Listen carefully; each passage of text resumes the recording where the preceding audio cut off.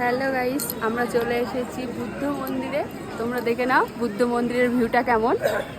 আর কত লোকজন, খুব সুন্দর পরিবেশ। এত লোকজন তবুও কথার কোনো আওয়াজই শোনা মানে এত সুন্দর, আমাদের খুবই ভালো লেগেছে।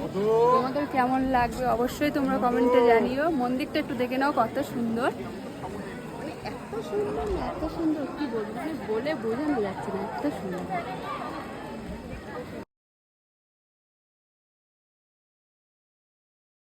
স্টল আছে, আপনারাও একবার ভিজিট করে ঘুরে যাবেন। তাড়াতাড়ি চলে আসুন একবার দার্জিলিং। খুবই কিন্তু সুন্দর, অসাধারণ মনোরম পরিবেশ।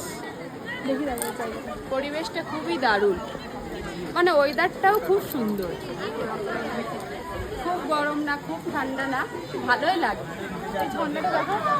কত কত সুন্দর একটা অ্যাকোয়ারিয়াম, ওপর থেকে কি সুন্দর ঝর্ণার জল পড়ছে। পাহাড়ের ওপরের বাড়িগুলো দেখো কত সুন্দর দেখতে লাগছে নিচ থেকে,